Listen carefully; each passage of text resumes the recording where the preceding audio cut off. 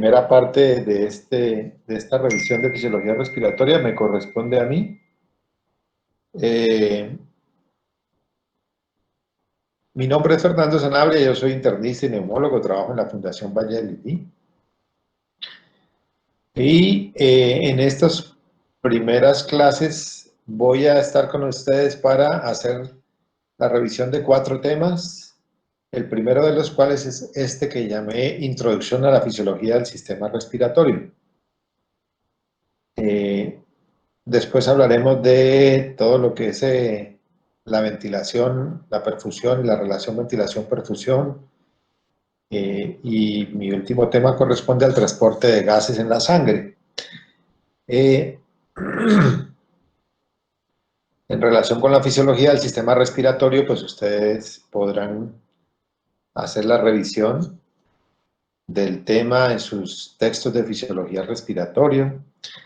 Si ustedes quisieran hacer una revisión más completa de fisiología respiratoria, si a alguien le gusta el tema, existen algunos textos de fisiología respiratoria exclusivamente.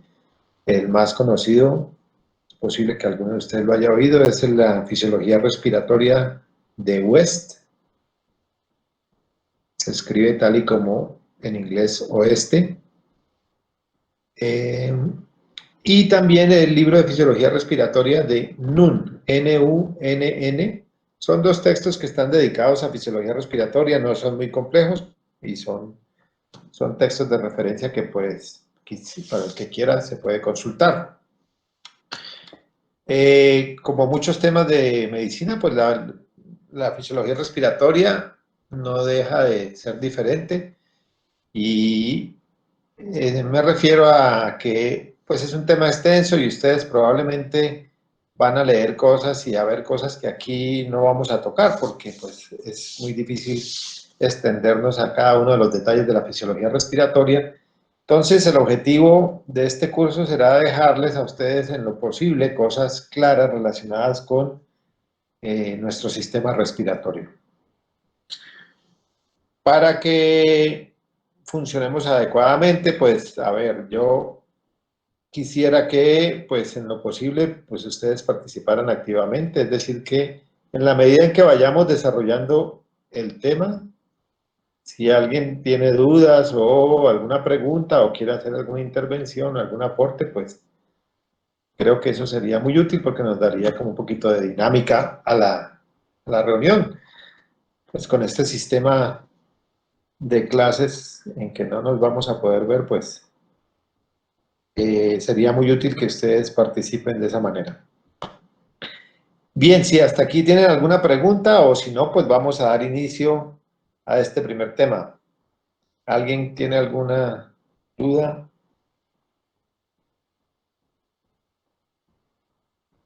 ¿Hola? Todo claro, profe. ¿Todo está bien? Sí, Bueno, todo muy claro, bien. profe.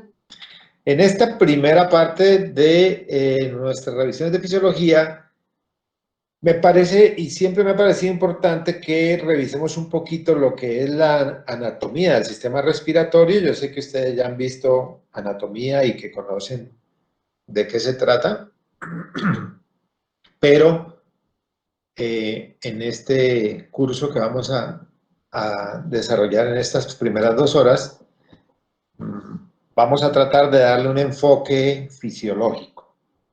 Es decir, tratar como de aproximarnos un poquito más en detalle a lo que es nuestro sistema respiratorio y cómo él puede cumplir con su función primordial, que como ustedes deben saber, pues es el intercambio de los gases fundamentales que son necesarios para la vida, que son el oxígeno, por un lado, y el CO2 como gas de desecho, digámoslo así, que debemos eliminar de nuestro organismo. Y entonces tratar de ver cómo el diseño especial de la arquitectura del sistema respiratorio nos permite cumplir con esa función a cabalidad. Entonces vamos a empezar con cosas muy sencillas y como van a ver ustedes, nos vamos a ir yendo cada vez más al detalle un poquito más fino para tratar de cumplir con este objetivo. en esta diapositiva lo que ustedes ven es lo que podemos considerar que es el pulmón como órgano, en donde destacamos fundamentalmente la vía aérea. Y pero una pregunta, ¿ustedes ven el puntero del computador? Sí, señor, sí se ve. Bueno, entonces aquí lo que estoy señalando es la vía aérea, que hace referencia a la tráquea y los bronquios. Y miren ustedes cómo se van ramificando. En segundo lugar, como otro componente de nuestro pulmón, el parénquima pulmonar como tal, que hace referencia a los alvéolos, pero además de eso, intersticio, que pues ustedes saben que todo órgano tiene y que es como el tejido de soporte que le permite al órgano como tal tener sus componentes esenciales, en este caso en el pulmón, pues los alvéolos. También, como todos los órganos, pues necesitamos que tenga vasos sanguíneos, arterias, venas, vasos capilares, linfáticos, y adicionalmente el pulmón está recubierto en toda su extensión por una superficie mesotelial que se llama la pleura. ¿De acuerdo? Este es como un esquema general de lo que es nuestro pulmón como órgano, y como ven ustedes, esto es algo muy grueso y muy sencillo. Un molde normal de pulmones de una persona sana podría ser algo como esto.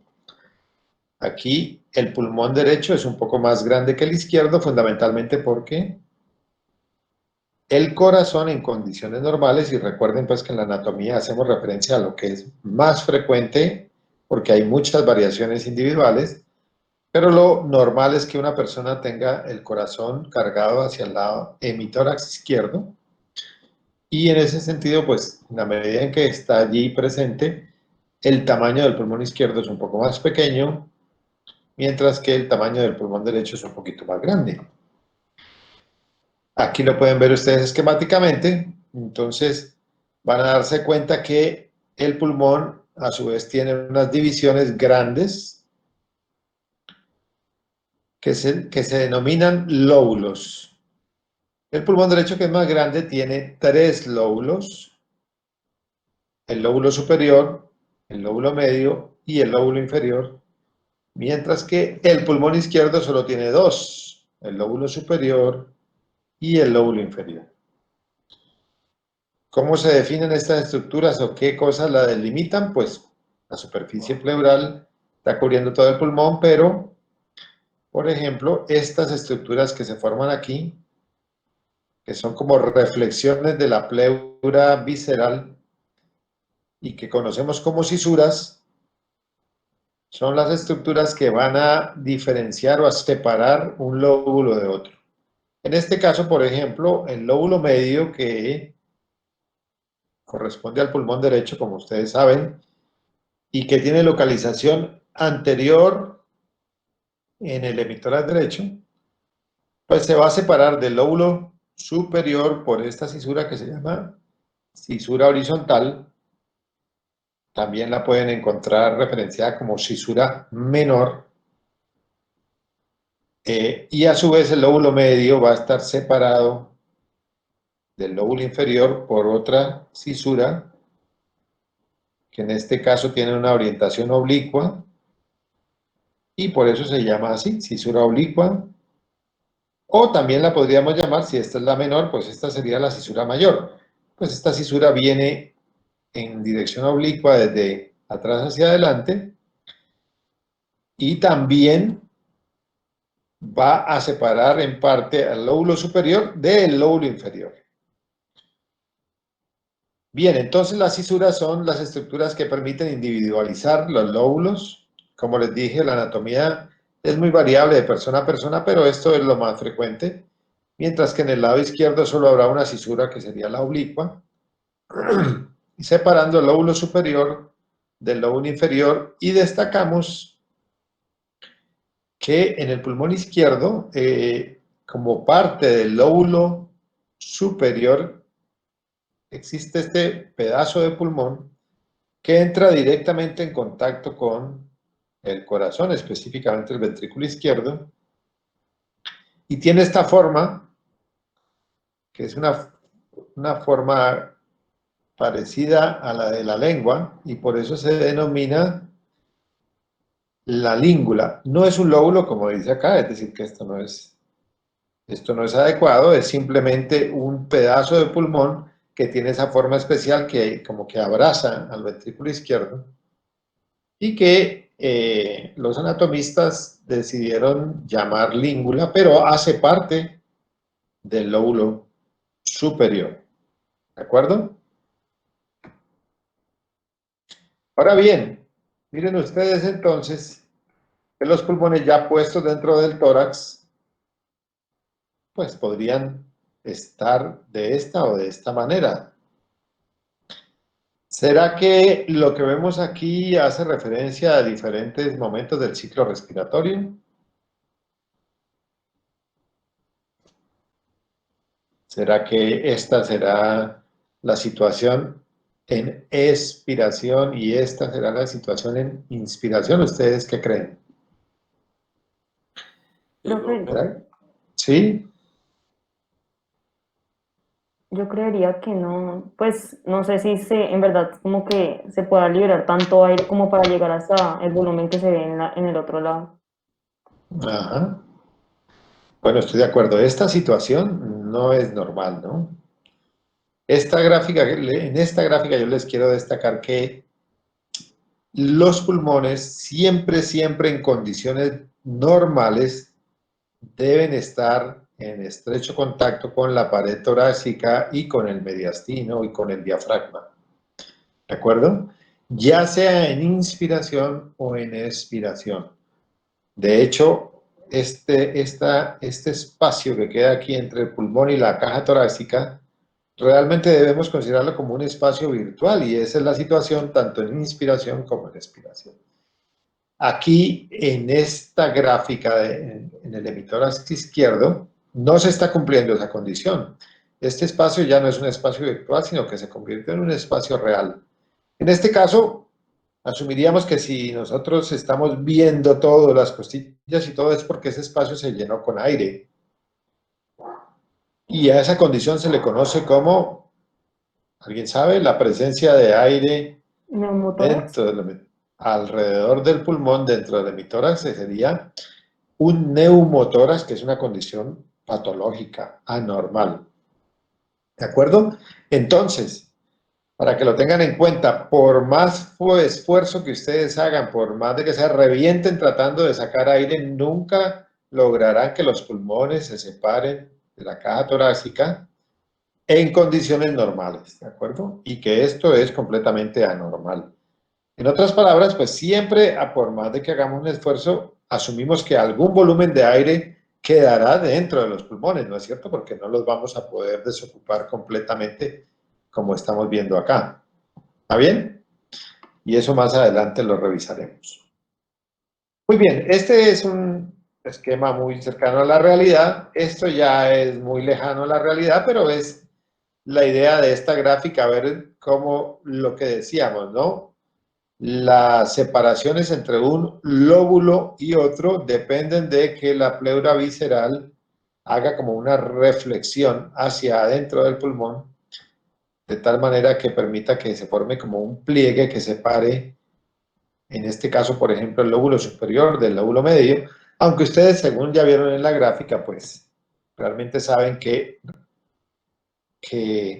la denominación superior, medio, inferior no quiere decir que estrictamente uno está encima del otro, porque el lóbulo medio está a la misma altura del lóbulo inferior, solamente que el lóbulo medio es anterior dentro de la caja torácica y el lóbulo inferior es posterior, pero el lóbulo inferior llega hasta por acá arriba en la parte de atrás. Entonces, pues es la denominación, pero pues no es una cosa estrictamente geométrica como uno podría pensar, o como está graficado aquí. Ya saben que esto no es la realidad, que esto no es arriba en la mitad y abajo, sino que el lóbulo superior, el lóbulo medio por aquí adelante y el lóbulo inferior por allá atrás. Pero bueno, es una gráfica como para entender mejor cómo se forman las cisuras en ambos lados, ¿no? En el lado izquierdo y en el lado derecho. Ahora miren otra cosa, si ustedes hacen el seguimiento de la cisura visceral, la que está cubriendo íntimamente todo el pulmón, ustedes van a ver que aquí llega un momento en que se interrumpe la continuidad de esa pleura que no sigue rodeando el pulmón. Y esto, o lo mismo si lo siguieran acá, ¿no es cierto? ¿Y esto a qué se debe en esta gráfica? Es decir, ¿por qué razón aquí está interrumpida la pleura y no hay continuidad total? ¿Alguien sabe? Por la presencia del hilio pulmonar. Exactamente, estamos aquí en la parte media del tórax y aquí estas estructuras que están mostrando acá son el bronquio principal y sus ramas, pero también por aquí van saliendo los vasos sanguíneos principales, arterias pulmonares, los linfáticos, las venas, todo esto confluye en esta zona que se conoce como ilio pulmonar, tanto el ilio pulmonar derecho como el ilio pulmonar izquierdo.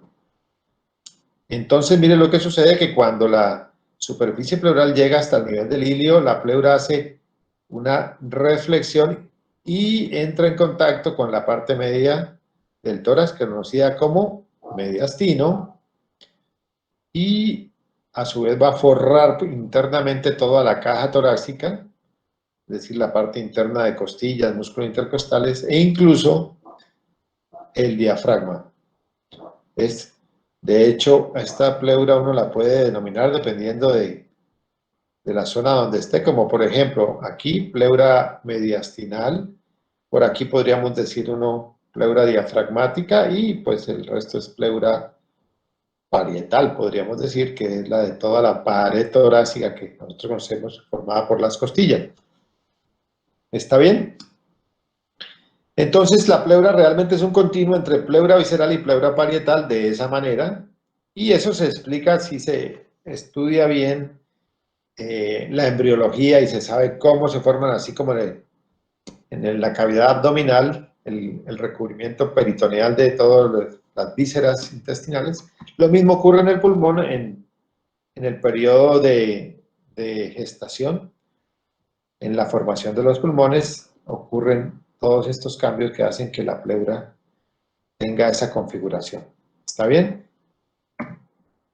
Pues vamos ahora a irnos, como les decía, metiendo un poquito más en complejidades y vamos a ver que los lóbulos a su vez tienen unas subdivisiones que van relacionadas directamente con las divisiones bronquiales. Y entonces, pues es importante ver cómo lo normal es que los bronquios se vayan dividiendo, dependiendo de cada lóbulo, en un número de fragmentos que se conocen como segmentos pulmonares. La segmentación de los pulmones dependerá de las divisiones bronquiales.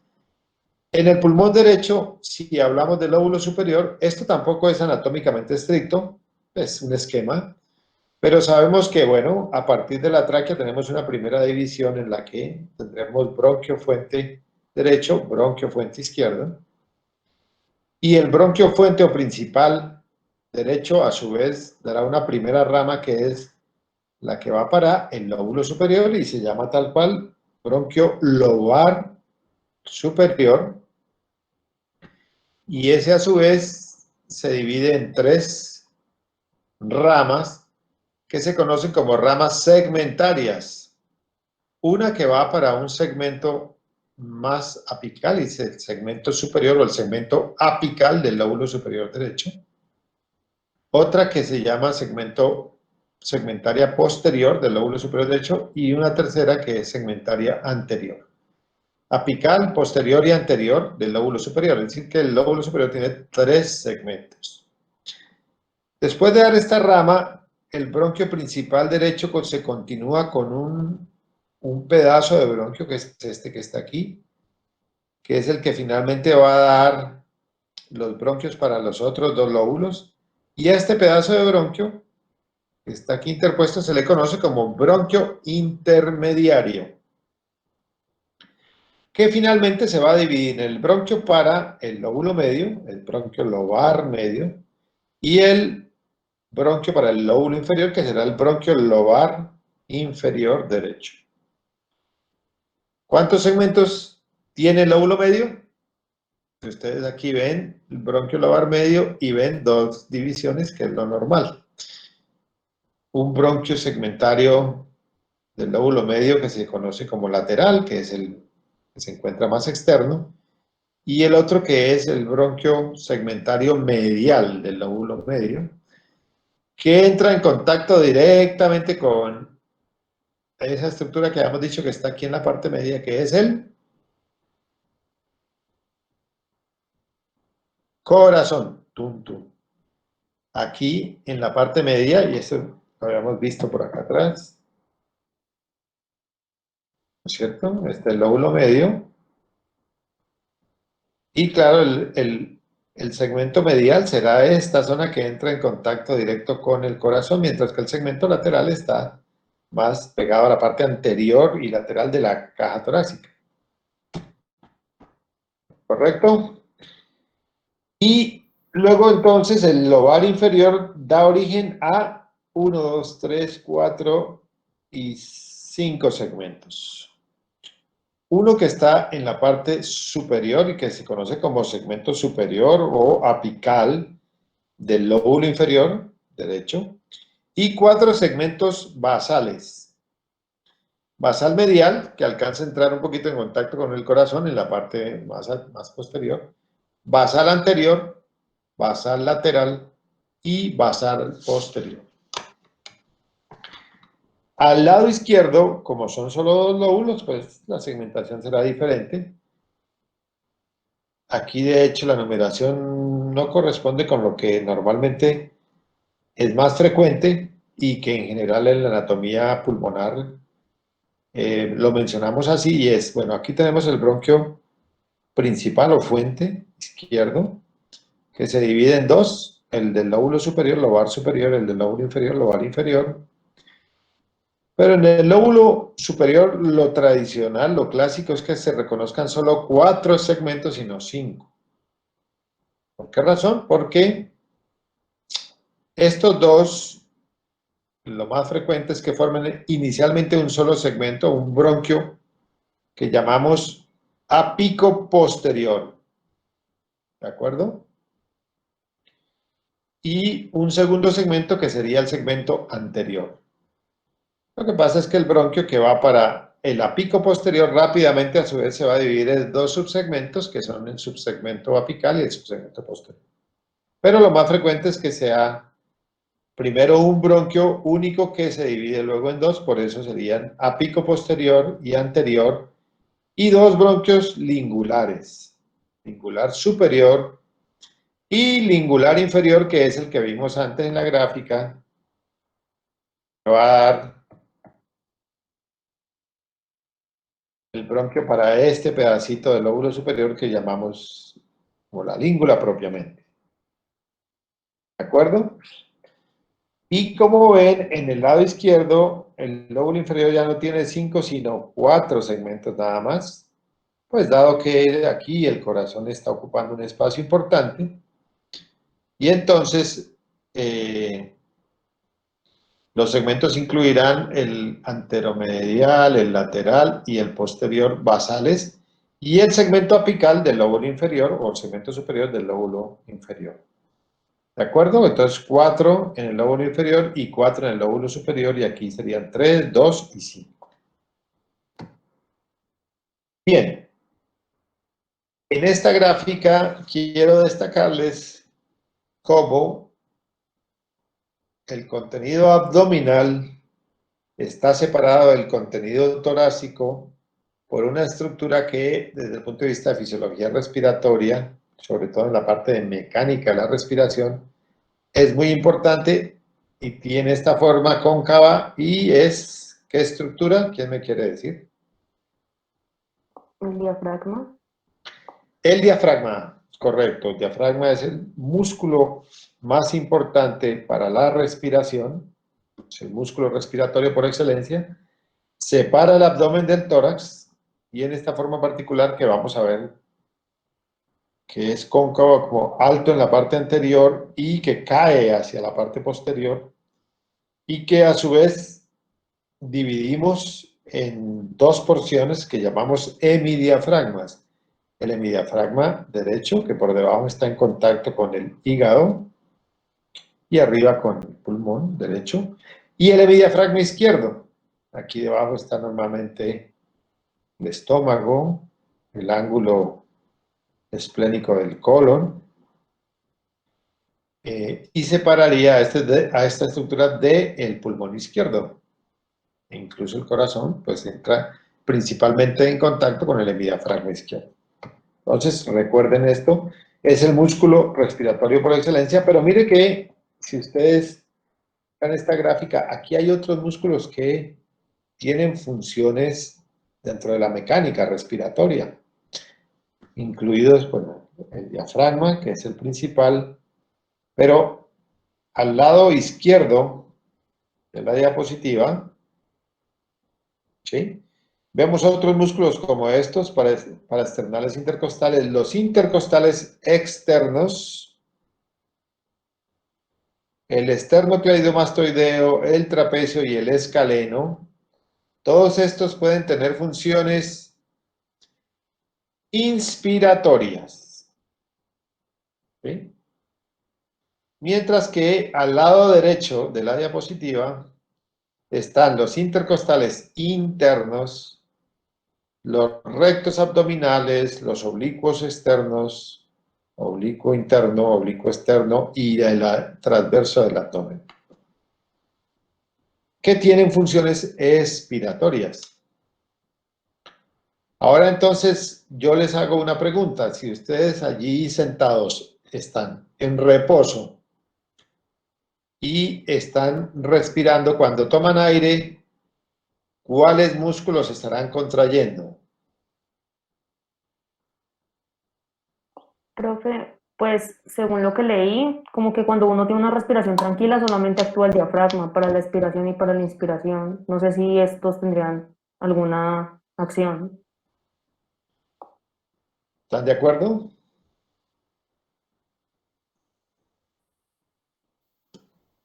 Yo estoy de acuerdo. En la Sí, profe. inspiración, en reposo, realmente el músculo que participa fundamentalmente será el diafragma. O sea que estos que tienen ciertas funciones inspiratorias, en condiciones de reposo, lo normal es que no se activen. Quedarían como músculos accesorios de la respiración y entonces, ¿cuándo los usaremos?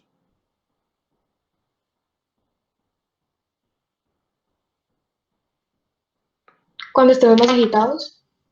Sí, exacto. Cuando en otras condiciones que no sean de reposo, normalidad, cuando hacemos ejercicio, cuando hacemos esfuerzos, levantamos pesos o cosas de ese estilo y necesitamos hacer un esfuerzo inspiratorio mayor. Y de hecho, en condiciones de enfermedad pulmonar, por ejemplo, donde necesitamos hacer mayor esfuerzo para respirar, pues es probable que tengamos que reclutar estos músculos para lograr que funcione nuestra respiración. Y eso nos dará algunos de esos signos de dificultad respiratoria, que es, por ejemplo, ver que estos músculos se contraen, por ejemplo, los esternocleidomastoideos, y cuando uno ve que eso está ocurriendo cuando la persona respira, pues es una situación que se sale de lo normal en una persona en reposo.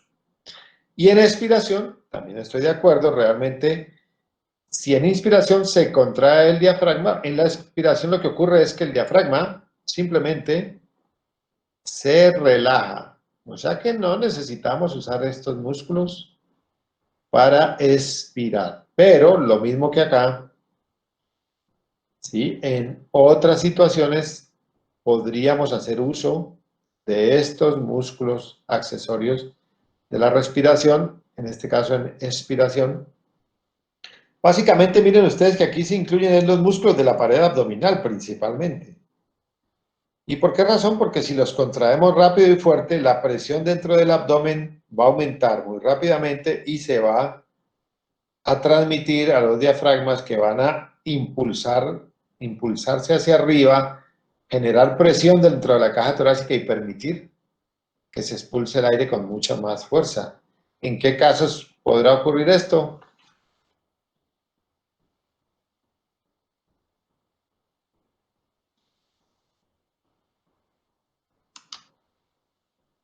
¿A alguien se le ocurre? Cuando hacemos contracción de estos músculos para expulsar más rápido el aire. Instrumento de viento. Por ejemplo, cuando tengamos que soplar con fuerza, cuando tengamos que un mecanismo reflejo, la tos, ¿no es cierto? Normalmente ustedes van a contraer. De hecho, cuando uno tiene mucha tos, empieza a sentir dolor en la pared abdominal, ¿verdad? La contracción espasmódica de estos músculos de la pared abdominal. Y finalmente, pues tengan en cuenta, miren que en el lado de los inspiratorios, y esto es una mnemotecnia, estarán desde el punto de vista de los músculos intercostales los externos. En inspiración usaríamos los externos como accesorios, mientras que en expiración los internos. Es algo como al revés de lo que normalmente uno podría pensar. Entonces, externos para inspiración, accesorios, internos para expiración como músculos accesorios. Pero en principio la expiración será un fenómeno pasivo. Entonces, aquí está. En inspiración, ¿qué hacemos? Contraemos el diafragma. Como habíamos visto, esa forma especial que tiene el diafragma, como de cúpula, le permite que al contraerse él como que baje, se aplane de atrás adelante y al bajar aumente los diámetros de la caja torácica. Al aumentar los diámetros de caja torácica, que es una caja sellada, pues aumentará el volumen de la caja torácica y claro, por ser una caja sellada, pues la presión dentro de esa caja torácica se va a volver negativa. Algo así como si tenemos una jeringa, le quitamos la aguja, le ponemos el dedo en la punta, ¿no es cierto? Y jalamos el émbolo hacia atrás.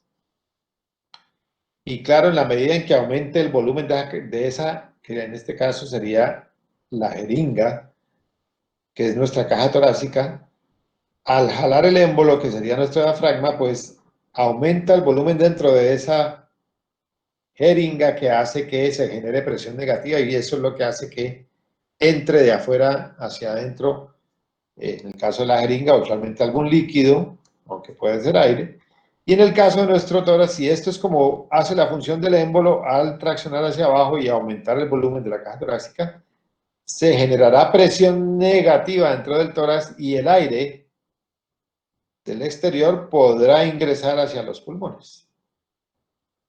Para esto, en condiciones de reposo, simplemente usamos el diafragma. Mientras que en expiración, lo que hacemos es dejar de contraer el diafragma. Entonces, él volverá a su posición natural, es decir, ascenderá, los diámetros de la caja torácica disminuirán, el volumen de la caja torácica se achicará y en la medida en que eso sucede, la presión aquí adentro, como ocurriría también en una jeringa, si empujamos el émbolo y la tenemos tapada con el dedo, y vamos a sentir cómo la presión adentro aumenta y trata de empujar el dedo, lo mismo ocurrirá acá, de tal manera que el aire pueda fluir desde el interior de los pulmones hacia el exterior. ¿Está claro? Y no sé si hasta aquí tengan alguna pregunta, pero esto es lo que ocurre cuando se contrae el diafragma en relación con el diámetro anteroposterior. Aquí estamos al final de una expiración, el diafragma se relajó, está alto, y este es el diámetro anteroposterior del tórax, adelante y atrás. Y luego, o al contrario, y luego cuando el diafragma se contrae, miren cómo al bajar, la caja torácica cambia su morfología, y el diámetro anteroposterior ya no es este, sino que es todo esto. Y eso también ocurre con el diámetro transverso e incluso con el diámetro vertical de la caja torácica, que también ustedes ven que aumenta. Y en la medida en que esos diámetros aumenten, pues obviamente que aumenta el volumen de una caja torácica que al ser sellada, pues generará presión negativa dentro del tórax y permitirá que el aire ingrese hasta el interior. ¿Hasta ahí está claro? No sé si quieran hacer algún comentario o tengan alguna duda. Profe, yo Sí. tengo una duda sobre lo que ocurría en cuanto a volumen y presión en la inspiración. Sí. ¿Lo puedes volver a repetir, por favor? Pues es básicamente un fenómeno físico, ¿no es cierto? Y es que en este caso, vamos a devolvernos. Cuando se contrae el diafragma y desciende, ¿no es cierto? Y aumenta el diámetro, como vemos aquí, en la medida en que baja el diafragma, que este es el diafragma, miren qué tanto aumentó el diámetro vertical, qué tanto aumentó el diámetro anteroposterior de la caja torácica. O sea que ahora ya la caja torácica, digamos que tiene mayor volumen. Y lo que quería decirles al compararlo con la jeringa es lo mismo, ¿no es cierto? Que si ustedes están poniendo el dedo a la punta de la jeringa está, digamos, llena hasta la mitad, y ustedes jalan el émbolo, que sería como lo que estamos viendo aquí, bajar el diafragma, el volumen dentro de la jeringa va a aumentar, ¿no es cierto? Porque el émbolo se está corriendo hacia afuera, y en la medida que eso ocurre, por ser una caja sellada como lo es la jeringa, pues el gas que hay allá adentro va a estar, digamos que contenido en un espacio mucho mayor, y la presión de ese gas va a disminuir, simplemente porque aumentaron el volumen de esa caja o de la jeringa. Y claro, al aumentar ese volumen, pues cae la presión porque el gas ahora está metido en un volumen mucho mayor, pero en la misma cantidad, y se genera presión negativa, ¿sí? Si no fuera caja sellada, pues no, pero como es una caja sellada, pues entonces se va a generar presión negativa. Y al generarse presión negativa, es decir, menor que la que hay afuera, pues habrá una diferencia de presiones, donde será mayor la presión aquí afuera que adentro por este cambio que se produjo. Y claro, si hay más presión aquí que acá, pues el aire, en este caso, que un fluido, tenderá a ir desde allá para acá. ¿Sí? No sé si Listo, quede profe. claro. Muchas gracias. Sí, quedó Bueno, claro. ¿alguna otra duda? Profe, yo no entiendo por qué se produce una presión negativa. Pues es un fenómeno físico que hay que entenderlo, y es básicamente como de los conocimientos que traemos del bachillerato, y de entender por qué, cómo funciona, por ejemplo, una jeringa, ¿no es cierto? Que simplemente tú, al traccionar el émbolo, lo que estás haciendo es aumentarle volumen a ese espacio que hay dentro de la jeringa. Y claro, si no quitáramos el dedo, eh, al jalar el émbolo, el volumen de la jeringa va a ir aumentando y la presión va a caer, porque es que no hay más contenido, ¿no es cierto? Digamos que hay 1 centímetro cúbico de aire dentro de la jeringa y usted jala el émbolo hasta 2, pero no entró nada. Entonces, esa cantidad de aire que había allí, que era 1 centímetro cúbico, ahora va a estar en un volumen que aumentó a 2 centímetros cúbicos. Entonces, la presión cae porque es el mismo gas, pero dentro de una caja que aumentó al doble su volumen. Y el dedo, ustedes van a sentir que está siendo chupado por la jeringa. ¿Por qué? Por esa razón, porque se generó adentro presión negativa, por ser una caja sellada. Lo mismo pasa en el tórax.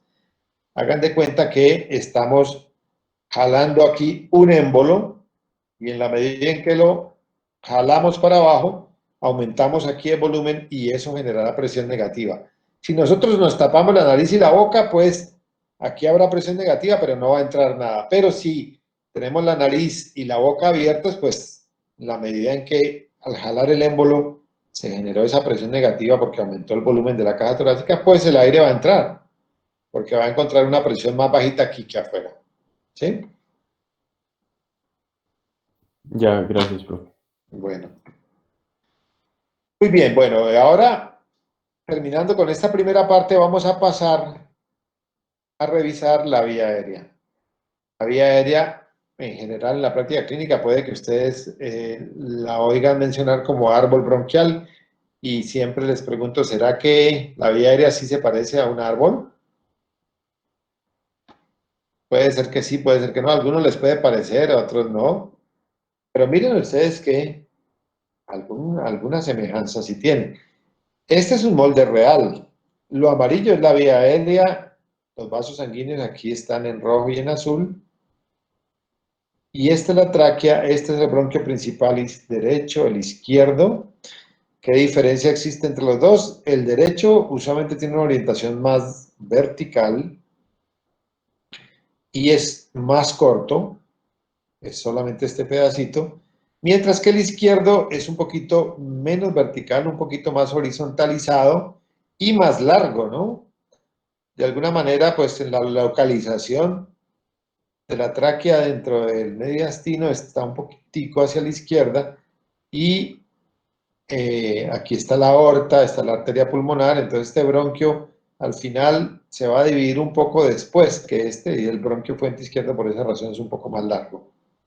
Más largo y más horizontal, más corto y más vertical el lado derecho. Y ahí se va dividiendo el lobar superior, el bronquio intermediario, el lobar medio, el lobar inferior, y miren cómo a su vez esto se va ramificando progresivamente y en la medida en que se va ramificando, las divisiones cada vez son más delgaditas, cada vez más estrechas hasta que llegamos a un nivel de bronquios muy pequeñitos que vamos a denominar bronquiolos. Estos son los vasos sanguíneos, en este caso lo rojo, en teoría haría referencia a arterias por convención, pero recuerden que en el sistema respiratorio las arterias llevan sangre no oxigenada. Esta es la arteria pulmonar, la arteria principal o la arteria pulmonar izquierda, que se va a subdividir progresivamente también, acompañando a cada una de las divisiones bronquiales, y eso caracteriza a las arterias pulmonares que van estrechamente ligadas a las divisiones bronquiales, mientras que las venas, aquí están esquematizadas en azul. Recuerden que cada pulmón en general, lo normal es que tenga 2 venas pulmonares, van a desembocar en la aurícula izquierda, que estará por acá, y que a su vez van un poquito independientes de los otros dos, de las divisiones bronquiales y arteriales. Ellas van como aparte dentro del sistema respiratorio. Pues sí se parece un poquito a un árbol, ¿cierto? Si vemos la gráfica anterior al revés, que está fuera de la tráquea, el bronquio fuente izquierdo, el bronquio, perdón, derecho, el izquierdo, y cómo se van ramificando progresivamente los bronquios para llegar hasta el último rincón de cada uno de los pulmones. Y eso lo han estudiado los anatomistas y los fisiólogos y lograron darse cuenta pues que en la medida en que hay divisiones sucesivas, llegamos a un punto transicional en el que hasta aquí, más o menos en la división 15, encontrábamos 14 divisiones sucesivas en las cuales no había forma de establecer intercambio gaseoso. Y a partir de la división 15 o 16, ya se podía establecer intercambio gaseoso. ¿Por qué? Porque aparecían en las paredes de estas estructuras de vía aérea estas pequeñas formaciones que serán los que nos permiten intercambio gaseoso y que se llaman Alvéolos. alvéolos, ¿no es cierto? Entonces ellos decidieron que a partir de esta zona de transición tendrían de aquí para atrás hacia la tráquea vías aéreas donde no hay intercambio gaseoso y que denominaron vías aéreas de conducción, ¿de acuerdo? Y que desde la división 15 en adelante, en la medida en que aparecen estas estructuras alveolares en la pared de los bronquiolos, pues a esas se llamarían vías aéreas acinales o vías aéreas de intercambio gaseoso, también se pueden llamar, ¿de acuerdo? Y se decidió por convención que a estas divisiones sucesivas de la vía aérea se les denominará divisiones Z. La Z0 sería la tráquea, la Z1 serían los bronquios principales o fuente, la Z2 sería bronquios lobares, la Z3 bronquios segmentarios y después subsegmentarios y así sucesivamente hasta que llegamos a nivel de los bronquiolos terminales.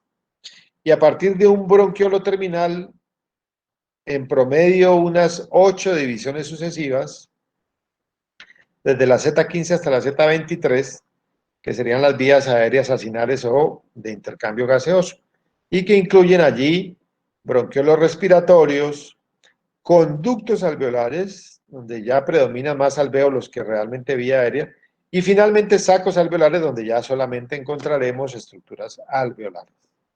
¿Está bien? Profe, Sí. es que algunos compañeros me están comentando que si por favor podrías poner ocultar para que no aparezca esa cosa de compartir pantalla. Eso ahí. Muchas gracias. Listo. Bueno, gracias. Bien, entonces hasta ahí está claro, esto es sencillo, pues es la forma como los anatomistas decidieron clasificar las vías aéreas en vías aéreas de conducción y vías aéreas de intercambio gaseoso o vías aéreas acinales. Las denominaron acinales porque decidieron que todo el conjunto de estructuras distales a un bronquiolo terminal sería como la unidad funcional de los pulmones y decidieron llamarla acino. Por eso se llaman vías aéreas acinales. O sea que a partir de cada bronquiolo terminal tendremos un acino en el cual habrá 8 divisiones en promedio, 8 divisiones sucesivas, hasta que lleguemos a la última, que es el nivel de los sacos alveolares. ¿Está bien? Ahora miren ustedes, claro, les habíamos dicho, y es lo evidente, ¿no? En la medida en que se va generando divisiones sucesivas, y no son divisiones 1 a 2 estrictamente, sino que a veces una vía aérea madre, digámoslo así, da 2, pero a veces da lugar a 3. En promedio, más o menos como que en todo lo que es el conjunto de los pulmones, una vía aérea madre, digamos esta, por ejemplo, aquí da en promedio 2.6 vías aéreas hijas, es más o menos el promedio. No es una dicotomía perfecta, sino que es un poquito más, es decir, algunos dan 3, otros dan 2 y en promedio dan como 2.6 vías aéreas hijas por cada vía aérea madre. Pero cada vez que se subdividen, pues serán de diámetro o calibre cada vez menor. Aquí, pues se hace, eso es esquemático, simplemente un cambio. Esta es esta misma, solamente que para poderlo dibujar, pues en sucesión, pues le cambian aquí el tamaño, como la escala, de tal manera que se pueda seguir esquematizando. Pero lo normal es que cada vez el diámetro caiga más y más y más. No olviden esto, porque miren que esto es lo que ocurre. Aquí tenemos nuestras generaciones Z de bronquios, la 0 que dijimos que es la tráquea, y la 23 que sería a nivel de los sacos alveolares. Nuestras vías aéreas de conducción llegarían más o menos hasta acá. La zona de transición ocurre alrededor de la división 15. Y miren lo que es diámetro de la vía aérea en promedio, en milímetros, y cómo este va cayendo progresivamente. El diámetro, desde la tráquea, bronquios fuentes, lobares, segmentarios, subsegmentarios, etcétera, etcétera, etcétera, va cayendo. Incluso cuando llegamos a nuestro bronquiolo terminal y encontramos un acino, miren que sigue cayendo el diámetro de la vía aérea, no tanto, es decir, como acá, es decir, la caída, la pendiente ya no es tan pronunciada, pero los bronquiolos respiratorios tienen mayor calibre que los conductos alveolares y que los mismos sacos alveolares, individualmente hablando. ¿De acuerdo? Entonces, pues es de esperarse pues, que haya una caída progresiva en el diámetro de la vía aérea en condiciones normales.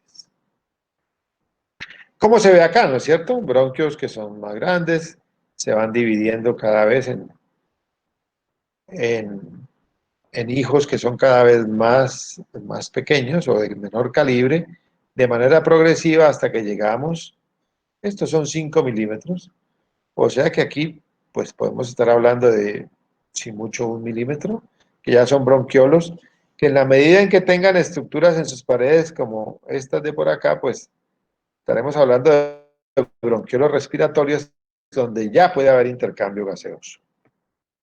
Este es un corte de uno de estos moldes que se sacan allí, en donde quiero destacar, este es un bronquiolo terminal, o sea que por aquí lo que seguiría sería un bronquiolo respiratorio, estos probablemente son conductos alveolares y finalmente estos desembocarán en lo que llamamos los sacos alveolares, que son conjunto de múltiples alvéolos.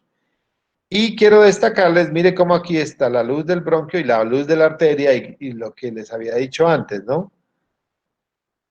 cada división bronquial va estrechamente acompañada de una división arterial pulmonar, de la arteria pulmonar. Recuerden que la sangre en estas arterias es sangre no oxigenada.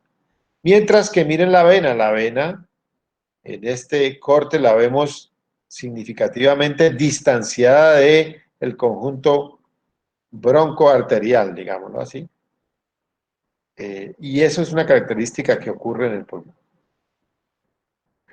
Ahora bien, vamos a revisar un poquito más en detalle cómo ocurren estos cambios en la vía respiratoria, cómo va cambiando estructuralmente la pared. Vamos a analizar la pared de estas vías respiratorias y cómo va cambiando, pues que tiene que cambiar en la medida en que vamos avanzando desde la parte proximal de la división Z hasta nuestros sacos alveolares. Y lo que ocurre desde el punto de vista histológico será algo como esto. Profe, ¿Sí? Hola. ¿lo escucha, profe? Sí, perfectamente. Profe, disculpa. Es que la parte en la que hablamos del émbolo, que hablaste de 1 centímetro cúbico, que colocaste ese ejemplo, ¿podrías volver a repetir esa parte, por favor? ¿Cuál? La de que estamos hablando del émbolo y Uy, de que no. 1 centímetro cúbico, es que creo que ahorita no se me escuchaba Tenemos el que devolver de ya mucho, por eso les pregunté antes. Profe, creo que no ¿Y se me escuchaba el micrófono. cómo Disculpe. dice? Es que creo que no se me escuchaba el micrófono, disculpe. ¿No se me está escuchando? ¿Y No, me a mí, vienen a decir después de una hora? no, profe, a mí. Es que ya había hecho la pregunta, pero creo que no se escuchaba. Lo que pasa es que la pregunta la hicieron 2 veces y la contesté 2 veces. Esta sería la tercera vez y ya vamos bastante adelante. Entonces es difícil porque vamos a perder el hilo de la clase. Pero esa misma pregunta la contesté 2 veces.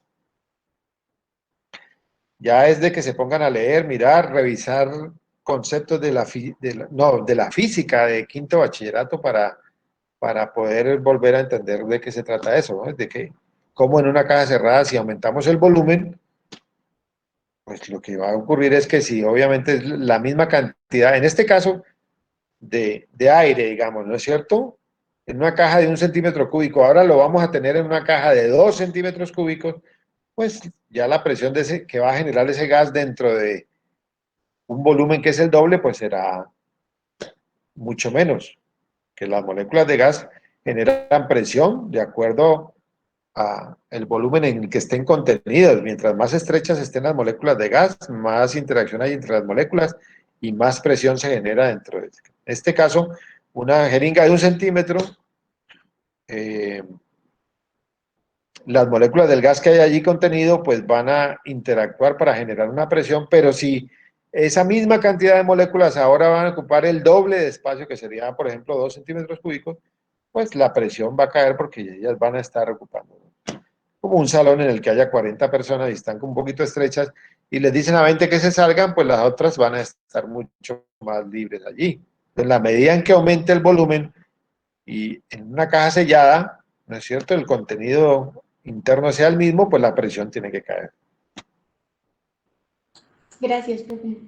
Bueno, les estaba diciendo que íbamos a hacer el análisis de lo que ocurre en la pared de la vía aérea, en la medida en que avanzamos desde divisiones proximales como la tráquea o los bronquios principales, hasta, esta sería Z0, Z1, Z2, Z3, hasta estas que son bronquiolos, que estaríamos más o menos en Z14, 15, 16, y hasta esta que es alvéolos, que sería Z23.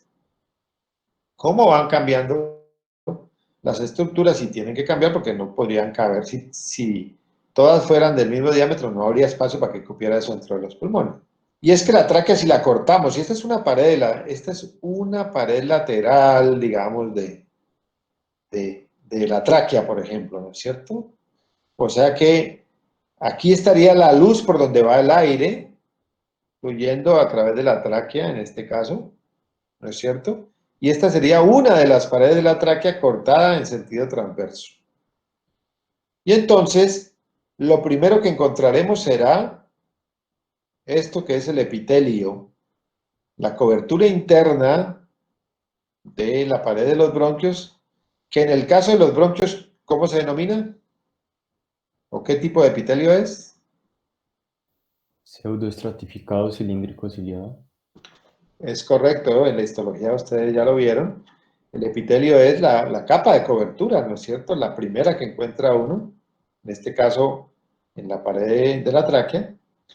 Pseudoestratificado, ¿por qué? Es porque realmente no son varias capas de célula, es una sola capa de célula, sino que los núcleos están a diferente altura y si se mira rápidamente al microscópico podrían parecer que fueran varias capas de célula y es una sola capa de células.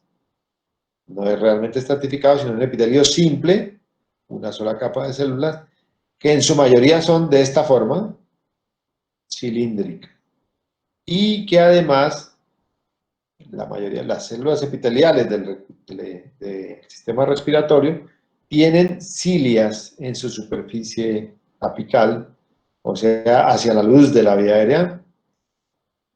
Y esas cilias pues tienen la capacidad de movimiento, normalmente un movimiento que bate hacia arriba, digámoslo así, si estamos parados, si estamos sentados, es decir, desde las divisiones más distales hacia las divisiones más proximales, embebidas en una capa de moco, en la medida en que están teniendo un movimiento que late hacia arriba, pues movilizan la capa de moco bronquial hacia la tráquea y hacia la laringe. Ahora, normalmente eso le diría a uno, bueno, entonces estaríamos todo el tiempo sacando secreciones o sacando moco bronquial.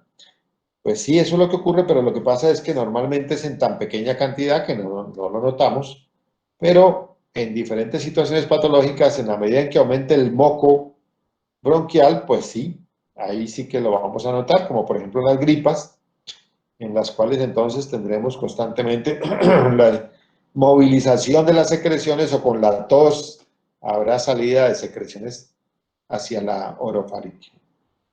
Un epitelio pseudoestratificado, cilíndrico, con cilias que están embebidas en una capa de moco. Como todos los epitelios, tienen que estar fijos en una membrana basal. Es donde se fijan estas estructuras. Y luego el subepitelio, lo que ocurre por debajo del epitelio, incluye una cantidad de estructuras esquematizadas aquí a nivel de la tráquea, que incluyen esta fundamental, que da la estructura, y que son los anillos cartilaginosos que tiene la tráquea y los bronquios principales. Claro, este es un anillo cortado a través. O sea que esto da la vuelta, ¿no es cierto?, a toda la vía aérea. Solamente que aquí hicimos un corte transversal y claro, si cortamos un anillo de cartílago, pues lo veríamos de esta forma. Pero además hay una serie de glándulas subepiteliales o submucosas, porque el epitelio también lo conocemos como mucosa en las vísceras, que tienen una función principal que es la producción de moco. Compartida también con algunas células que hay en el epitelio, que son estas de por aquí, que también contribuyen a la producción de moco y tienen esta forma, como estas copitas especiales como de vino que se llaman, o que se llaman cálices, y por eso se llaman caliciformes, ¿no es cierto? Entre las células caliciformes y las glándulas submucosas se produce el moco bronquial.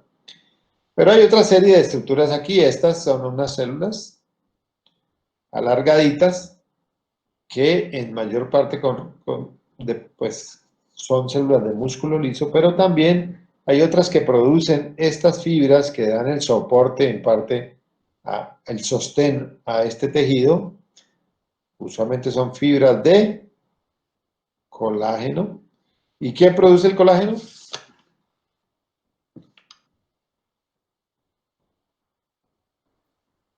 Los fibroblastos. Fibroblastos. Entonces, además de que hay células de músculo liso, hay fibroblastos que producen colágeno, que está dando el sostén o el soporte a todas estas estructuras. Hay vasos sanguíneos, capilares, hay linfáticos, hay nervios. Todas estas estructuras están en el subepitelio. Pero claro, pues en la medida en que vamos avanzando, Z0, 1, 2, 3, pues la pared de la vía aérea también se va adelgazando progresivamente. Entonces, a nivel de bronquiolos, miren que ya hubo un cambio radical. Destacamos aquí en el subepitelio principalmente, pues que ya no hay cartílago. Y esto es muy importante que lo tengan en cuenta. O sea que estas vías respiratorias, bronquiolos, ya no tienen soporte cartilaginoso. En otras palabras, serían potencialmente colapsables, ¿no es cierto? Después veremos qué ocurre en la fisiología con estas vías respiratorias. Tampoco ya hay glándulas submucosas.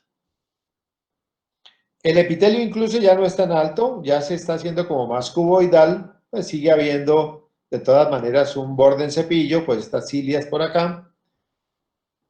Hay células de músculo liso, fibroblastos, vasos sanguíneos, nervios y fibras de colágeno.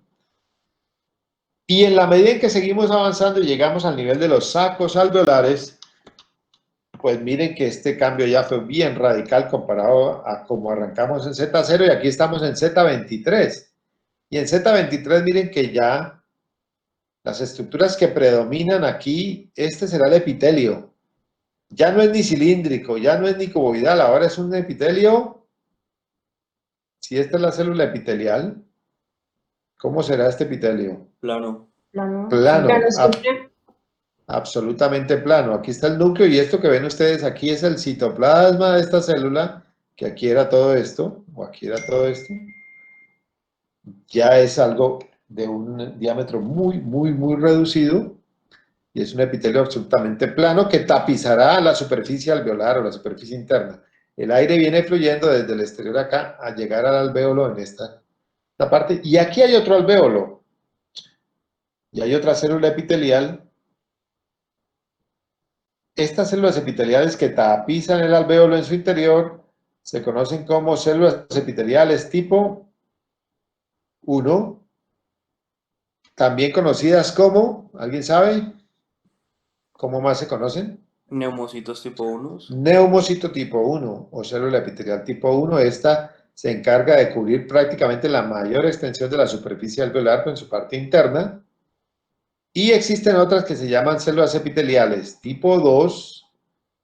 Estas sí son, digamos que si la superficie alveolar es de un 100%, 95% o algo así, estará cubierto por células epiteliales tipo 1 que tienen una extensión de citoplasma muy grande y plano, y muy poquito de la superficie dependerá de células epiteliales tipo 2, pero estas tienen funciones metabólicas muy importantes, entre ellas la producción de surfactante. Aquí lo que cambia es que esto se vuelve como un tabique que está usualmente separando un alvéolo de otro. Pues decíamos, aquí hay otro alvéolo al que le está entrando aire, y aquí también. Y entonces, en el subepitelio encontraremos predominantemente estructuras vasculares que ya son solamente estructuras capilares.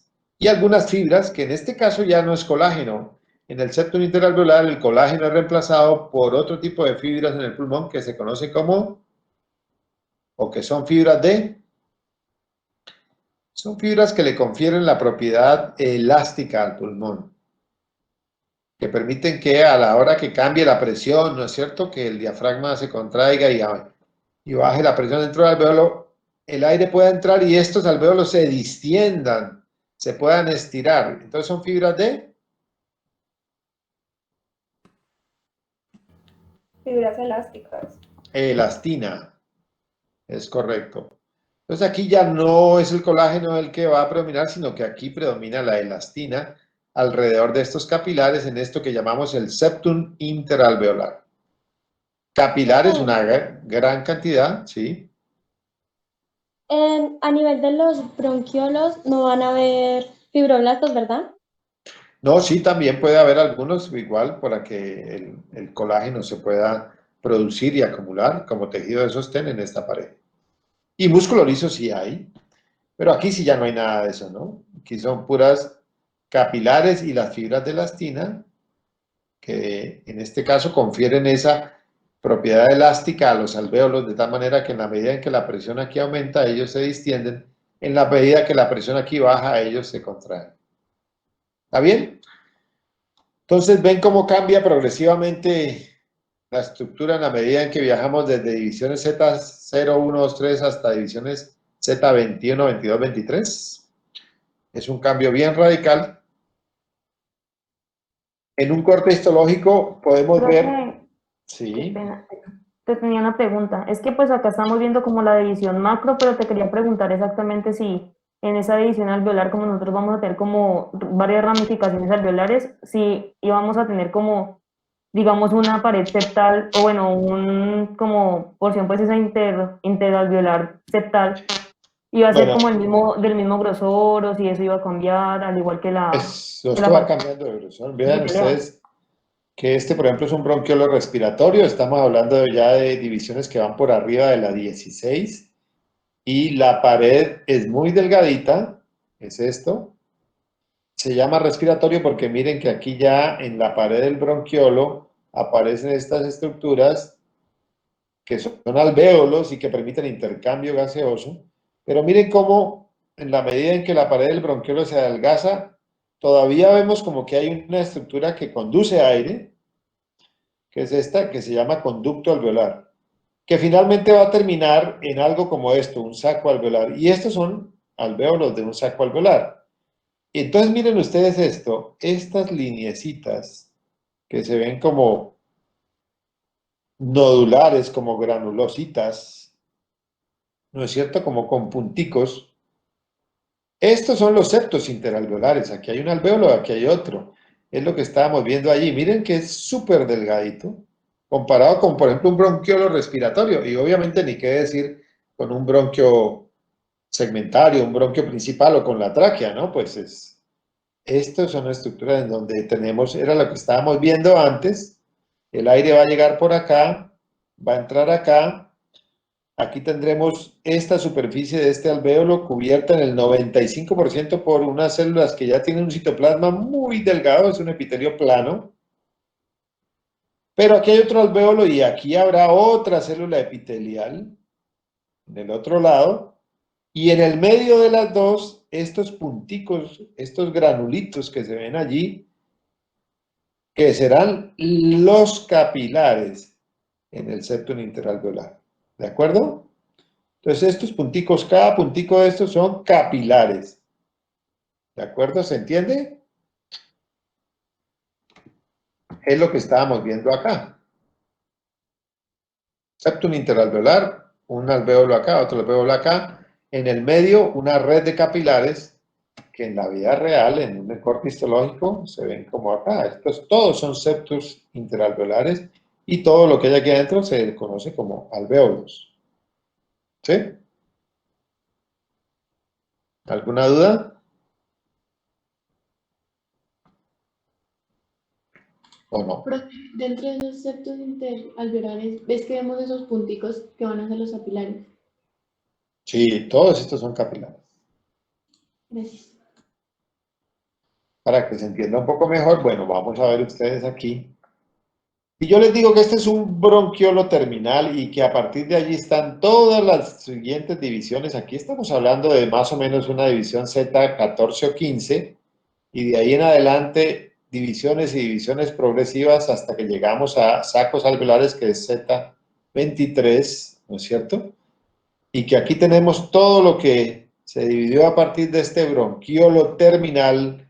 Entonces, lo que vemos aquí puesto como en este plato, ¿cómo lo llamaremos?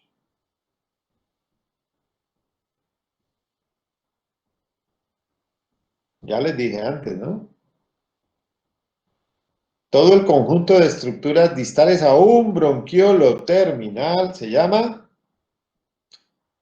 les dije que la unidad funcional de los pulmones, El saco alveolar. Vías así, ¿no? ¿no? Acino, un acino. Bronquiolo terminal y a partir de ahí divisiones subsecuentes, dijimos que esto se llamaba vías acinales porque los anatomistas y fisiólogos habían coincidido en que a eso le iban a llamar acino. todas las estructuras distales a un bronquiolo terminal, es decir, de aquí para atrás, todo lo que va hacia la tráquea no pudo hacer intercambio gaseoso. De aquí para adelante ya hay intercambio gaseoso porque estamos hablando de bronquiolos respiratorios que tienen alvéolos en su superficie, conductos alveolares que cada vez tienen más alvéolos y finalmente sacos alveolares. Y si los sumamos todos, esto que se ven ahí puesto, todas las estructuras distales a este bronquiolo terminal, pues corresponde a un acino. ¿Ah? ¿Cómo les parece? Y esto es 1 milímetro, entonces ¿cuánto tiene un acino? 2, 3, 4, 5, 6, 7, 8, 9 o 10 milímetros, ¿no? Ya es una estructura que pues, puede ser visible al ojo humano, ¿no es cierto? Pero claro, esto aquí está magnificado. Esto es 1 milímetro. Entonces, este es un acino. Todas las estructuras distales a un bronquiolo terminal. ¿Están de acuerdo? Y mire que más o menos en promedio será esto. Este sería nuestro bronquiolo terminal y en general cada bronquiolo terminal da origen a 1, 2, 3, 4, 5, 6, 7, 8 bronquiolos respiratorios. Ya habíamos visto los bronquiolos respiratorios. Pues uno de estos da 8 de estos, ¿de acuerdo? En promedio. Y esos a su vez dan origen a otros conductos alveolares y finalmente sacos alveolares. O sea que habría como 8 subdivisiones por bronquiolos respiratorios de un bronquiolo terminal, que serían estos, y que todas juntas al final configurarían un acino. Y esta sería como esa octava parte de el acino, que sería lo que corresponde a un bronquiolo respiratorio con sus conductos alveolares y los sacos alveolares cuando estamos aquí en esta línea donde está la curva que obedece o hace referencia a la división Z23. ¿De acuerdo? Esta es una octava parte de nuestro acino, el que teníamos acá, más o menos como decir este pedacito, que depende de un bronquiolo respiratorio y recuerden que cada bronquiolo terminal da aproximadamente 8 bronquiolos respiratorios. ¿Está bien? Para eso será poquito, será mucho, será suficiente o no.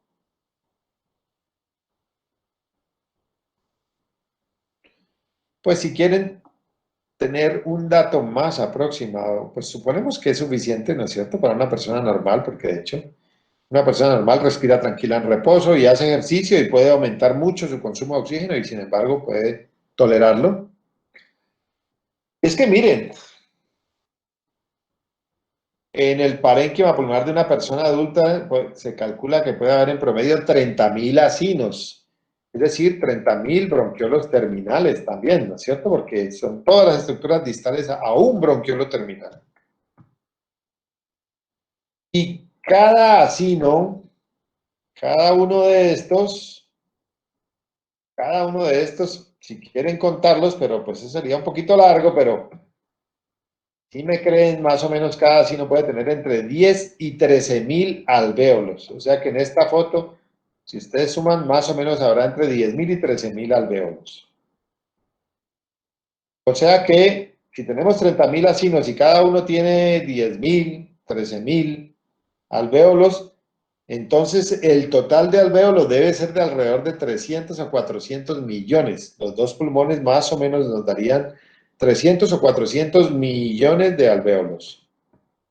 300 o 400 millones de estos. Cada uno de estos es un alvéolo. ¿Ok? Cada sino habíamos visto que más o menos nos daba 8 o 9 milímetros. El diámetro de cada alvéolo es de 200, 250 micras. Y todos estos alvéolos tendrán cubierta su superficie en un 95% por células epiteliales tipo 1, que son células epiteliales muy planas. ¿Cómo les parece? ¿Es mucho, es poquito? Será, como decíamos, suficiente por lo menos para vivir, ¿no? Pues es bastante, ¿no es cierto? 300 o 400 millones de alvéolos es bastante. Bueno, pero ahora, ¿sí? ¿Alguna pregunta? Profe, ¿eso es entre los dos pulmones? Los dos pulmones, sí. Aquí estamos sumando los dos pulmones.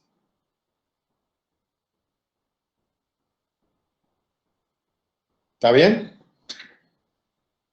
30.000 acinos. Asumimos que serán 30.000 bronquiolos terminales.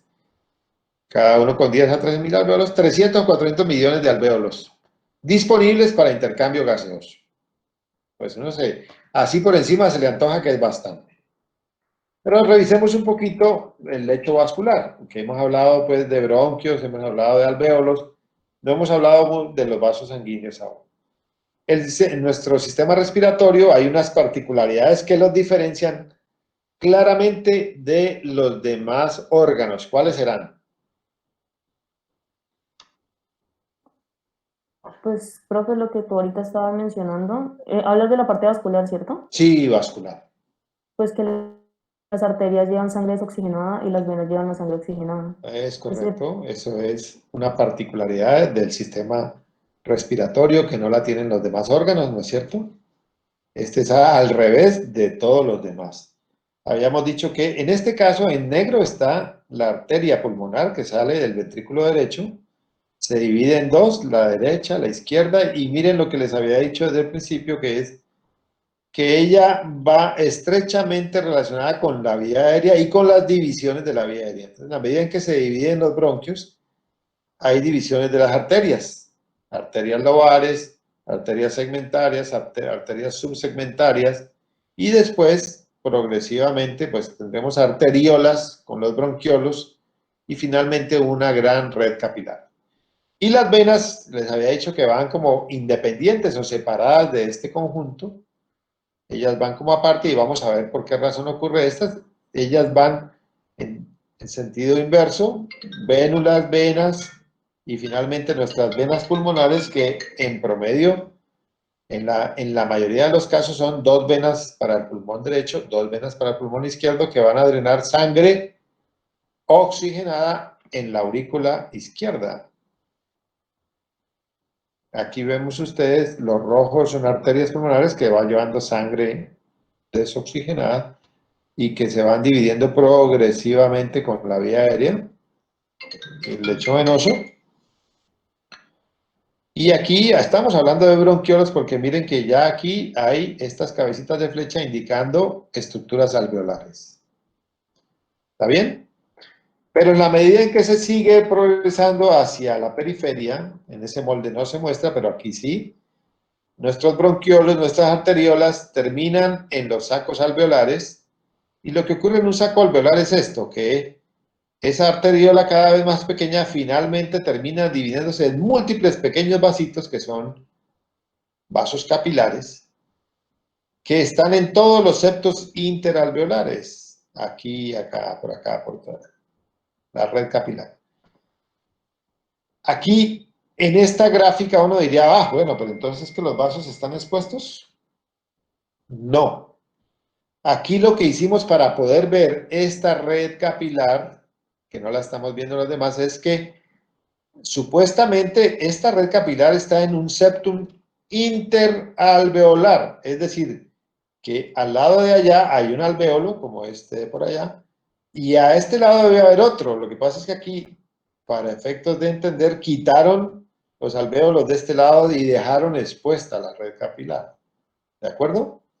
Pero lo natural sería que aquí hubiera un alvéolo encima de este que estuviera, digamos que, cubriendo el otro extremo de la red capilar, porque ya saben que todos estos capilares están en un septum interalveolar, entre un alvéolo y otro. En esa gráfica lo que teníamos era un alvéolo por acá y la red capilar, y quitaron el alvéolo de acá, entonces podíamos ver esos capilares sobre este alvéolo. Era más o menos lo que estábamos viendo acá. ¿De acuerdo? Es una estructura muy general, pero si quisiéramos ver un poquito más en detalle cómo es que está ocurriendo este fenómeno, pues tendríamos, esto ya es bien avanzado en nuestras divisiones Z, porque estamos hablando de conductos alveolares, ¿no?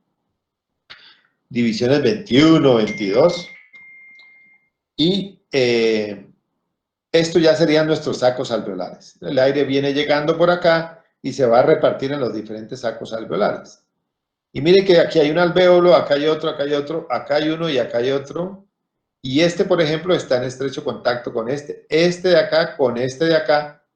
Y entre los dos, o separando los dos, pues está esto que llamamos el septum interalveolar.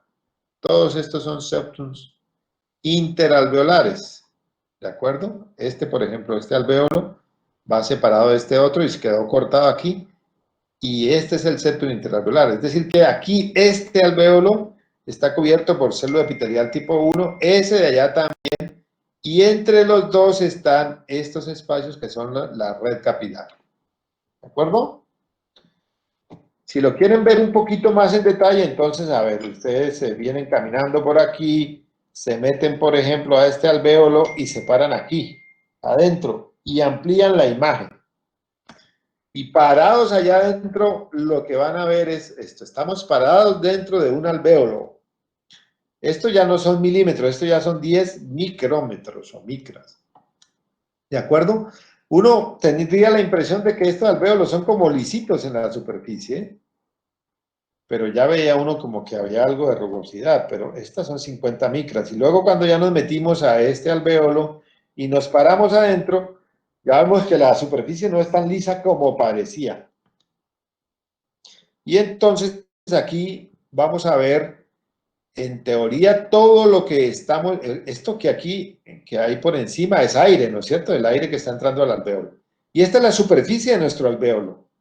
O sea que uno asume que 95% de esta superficie está tapizada por célula epitelial tipo 1 o neumocito tipo 1. O sea que todo lo que vemos aquí es superficie de células epiteliales tipo 1.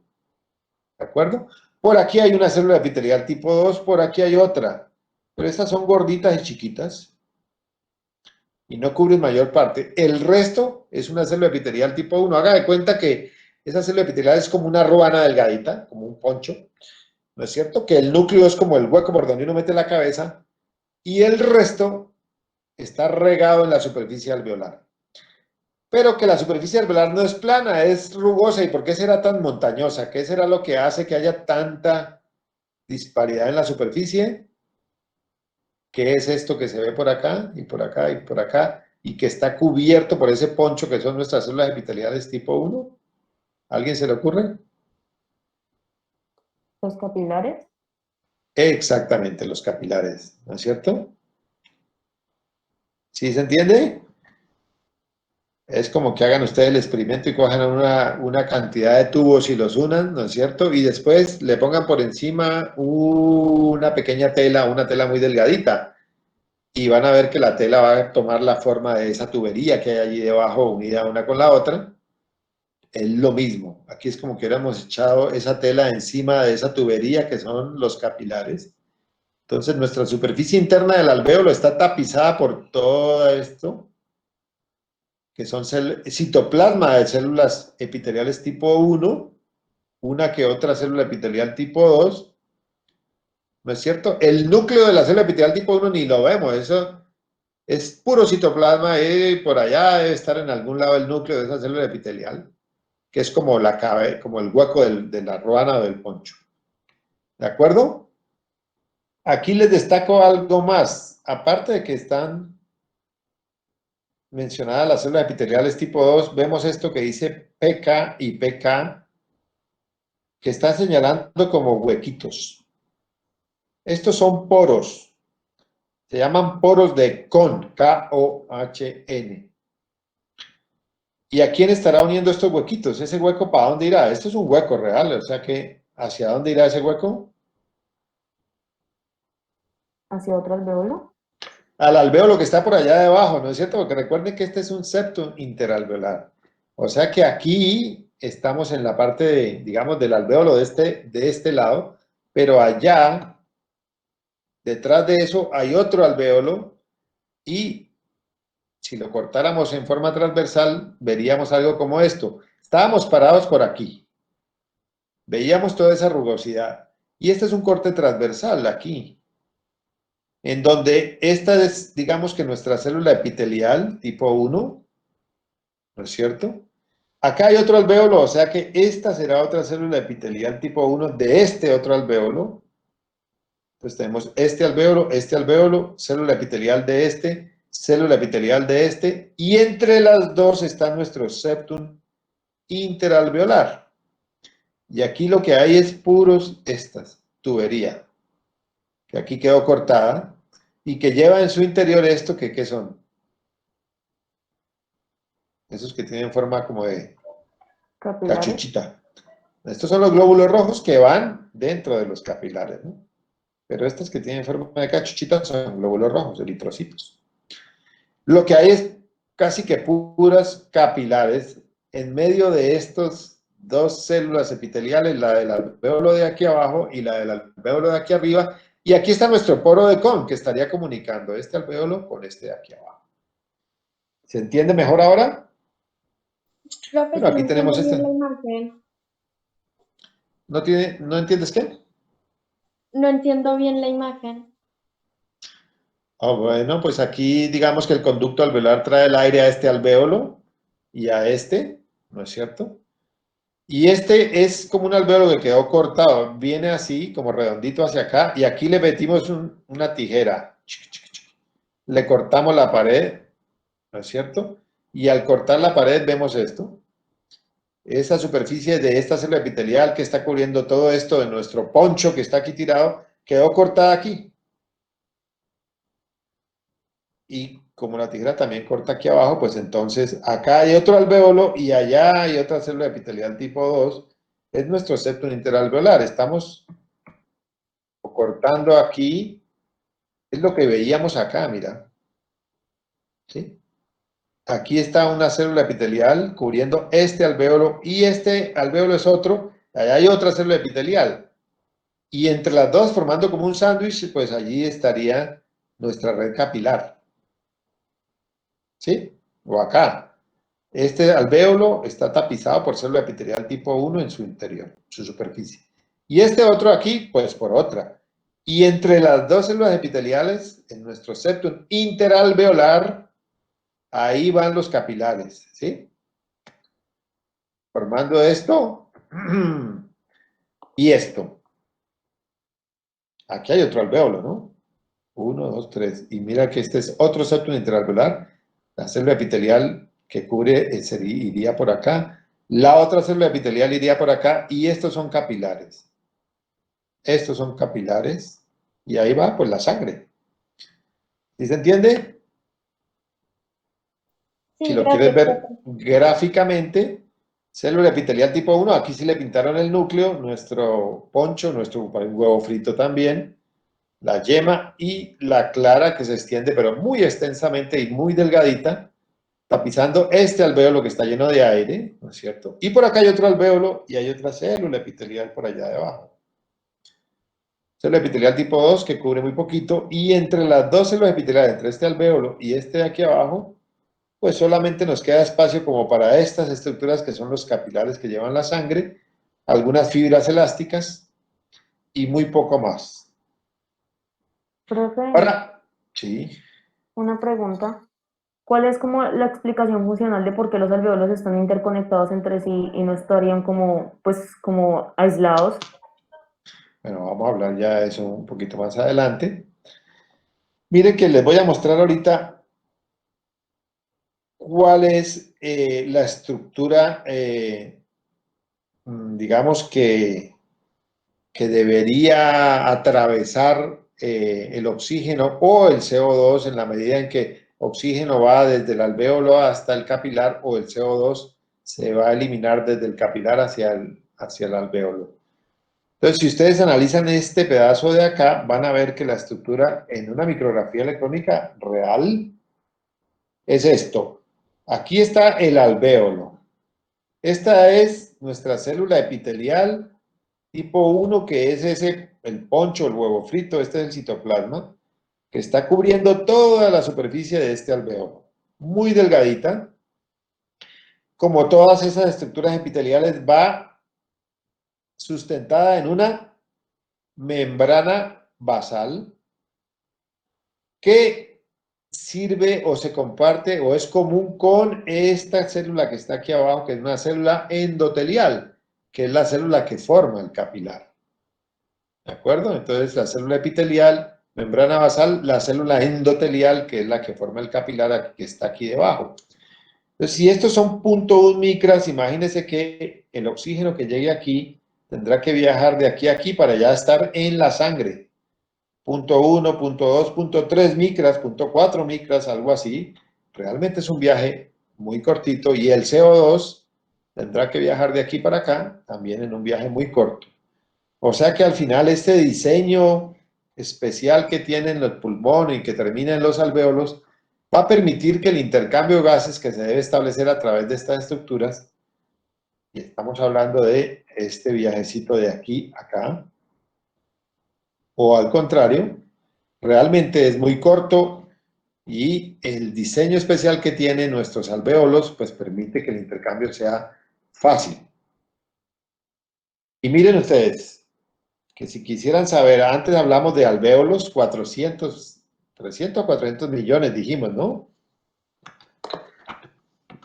Pues ahora con los capilares sí que la cosa es más brava, porque cada alvéolo se calcula que tiene entre 500 y 1000 capilares.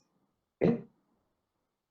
O sea que un alvéolo más o menos va a tener una red de unos 500 a 1000 tubitos de estos, ¿no es cierto? Metidos aquí en nuestro septo interalveolar. O sea que si tenemos 300 o 400 millones de alvéolos y cada uno tiene entre 500 y 1000 capilares, pues tendríamos alrededor de 280.000 millones de capilares en nuestros dos pulmones. Y si calculáramos el área de contacto entre superficie capilar y superficie alveolar, con todos estos 280.000 millones de capilares, se calcularía, es decir, que es como extender, ponerse uno a extender los alvéolos y los capilares y ver qué área cubrirían de contacto entre alvéolos y capilares, daría más o menos 50 a 100 metros cuadrados. Un salón normal, un salón de clase normal, yo creo que puede tener 25, 30 metros cuadrados, o sea que serían como 3 o 4 salones, superficie de salones de los normales de clase, de contacto entre alvéolos y capilares disponible para intercambio gaseoso. Es más o menos el área de una cancha de tenis. Disponible para intercambio gaseoso porque hay contacto entre alvéolo y capilar. ¿Cómo les parece? Mucho, poquito. Es bastante, profe. Es bastante. Y más sabiendo que el diámetro de un capilar son 6 micras, que el glóbulo rojo tarda 0,75 segundos en atravesar esa distancia, porque claro, llega por el lado arterial, aquí lo veíamos, ¿no es cierto? El glóbulo rojo viene aquí en la sangre arterial, entra a la red capilar y para, digamos, atravesar de aquí hasta el otro lado y llegar al lado venoso, estas ya son venas, se demora 0,75 segundos, menos de un segundo. ¿Ese será tiempo suficiente o no? Sí, profe. Como siempre, asumimos que en condiciones normales debe ser suficiente. Pero ¿cómo podría saber uno si es suficiente? Pues cuánto tiempo gasta en oxigenarse la sangre, la hemoglobina en cargarse de oxígeno. En condiciones normales, 0,25 segundos, o sea que le sobra todavía 2/3 partes, medio segundo de tránsito. En los primeros 0,25 segundos, en teoría, ya se ha cargado de oxígeno la hemoglobina. Entonces tenemos reserva desde el punto de vista de tiempo de tránsito del glóbulo rojo a través del capilar. Y ya habíamos visto que la barrera alvéolo capilar es bien pequeñita. Aquí hicimos el cálculo y nos daba más o menos 0,3, 0,4, dependiendo de por dónde haya cogido el oxígeno. Entre 0,2 y 0,5 micras mide la barrera alvéolo capilar. O sea que el viaje realmente. Tenemos área bien grande de contacto, disponible para hacer intercambio gaseoso y bien delgadita, que facilita que se produzca el intercambio del oxígeno y del CO2, ¿de acuerdo? Entonces miren que la anatomía, vista desde esta forma, en este sentido, pues nos permite entender cómo es el diseño del sistema respiratorio desde el punto de vista anatómico que nos permita funcionar bien, fácil y adecuadamente para el intercambio de gases. ¿Está bien? Pero no nos olvidemos de que también es importante que el tejido de sostén, de estructura, existe en todos los órganos, el pulmón no es la excepción, y en este caso hablamos del intersticio y cómo está clasificado en intersticio axial.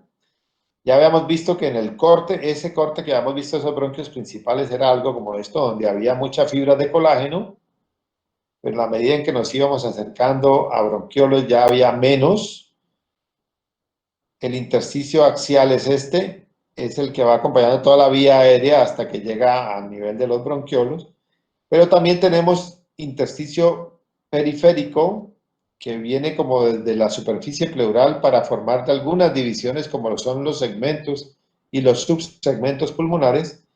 Y está el otro que es el que más nos interesa en fisiología, que es el intersticio que hay en el septum interalveolar o intersticio septal. Esto lo dibujan como rayas gruesas, mientras que este de aquí lo dibujan como un resorte. ¿Por qué dibujarán esto como un resorte en el intersticio septal? Por las fibras de elastina. Porque no es colágeno, sino elastina. Es distintísimo a este que no es distensible, este es más rígido. Este sí es un intersticio que tiene fibras de elastina y que confiere esa propiedad a los alvéolos que permite que en la medida en que haya algo de presión y que favorezca la entrada de aire, estos alvéolos se puedan distender y cuando salga el aire se puedan contraer. ¿De acuerdo? Este es más o menos lo que sería fibras de elastina en los septos interalveolares, intersticio axial, por colágeno principalmente, e intersticio septal.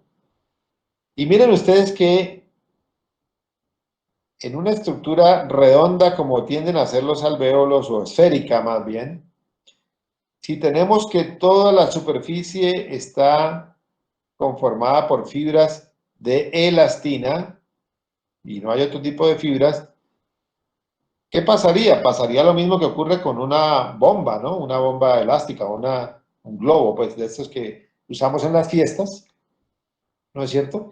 Que si quitamos la presión, si le quitamos el dedo a la entrada del aire, ¿qué pasa? Pues que él se desinfla, ¿no es cierto? Tiende a colapsarse.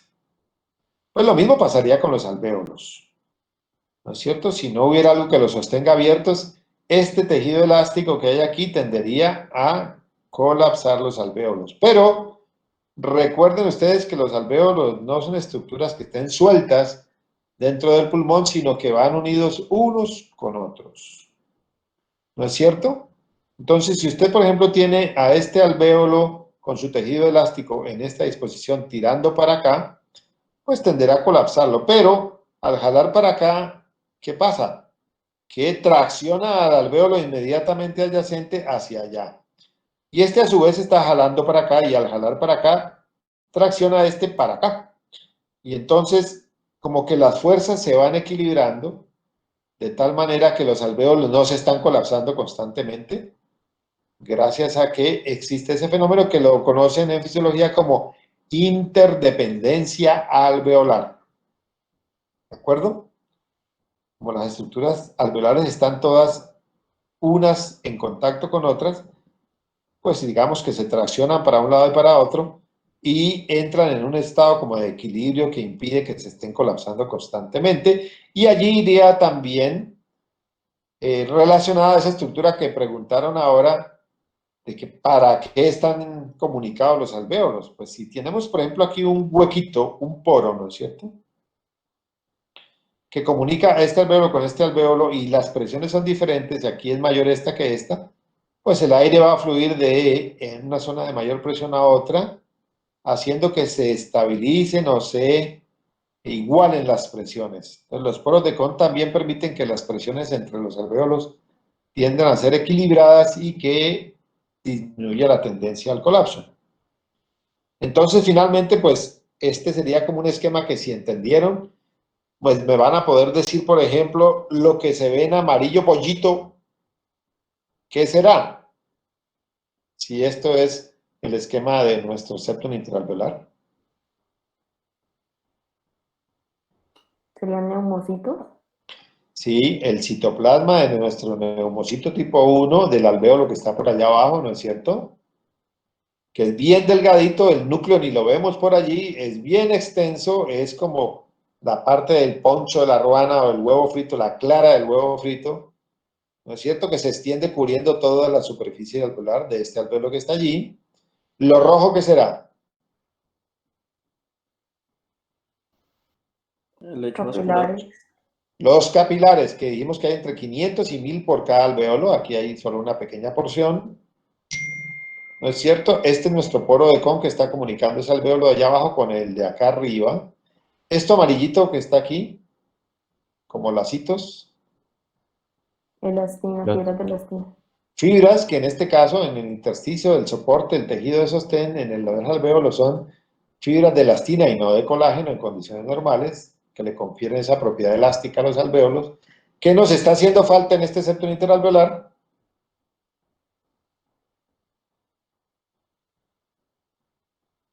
¿A quién quitamos para poder ver todo? Los alvéolos. La célula epitelial que debe ir cubriendo a esta red capilar en el alvéolo de aquí encima, ¿no es cierto? O sea, aquí encima, pues, condición normal, debería haber otra capa amarilla aquí, ¿no es cierto? Que es de la célula epitelial de este alvéolo de aquí arriba, ¿correcto? ¿O no? Sí, profe. Claro, porque los capilares están en un septum interalveolar, o sea, entre este alvéolo de acá y el de acá arriba. Lo que pasa es que la célula de aquí la quitamos para poder ver todo lo que queríamos ver. La red capilar, las fibras de elastina, incluso hasta los poros de Kohn los pudimos ver. ¿Entendido? Una pregunta con respecto a la interdependencia alveolar.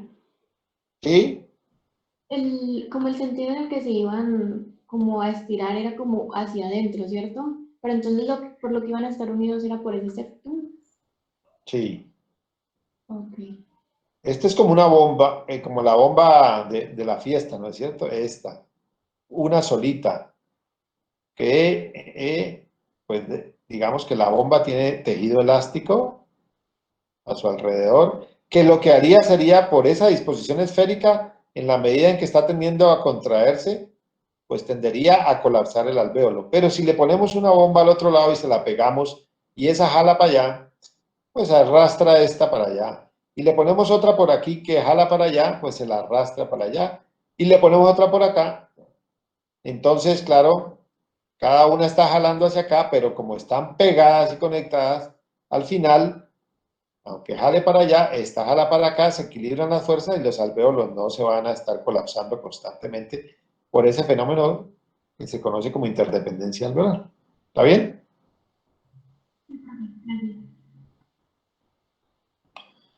Muy bien. Bueno, pues entonces espero que haya quedado claro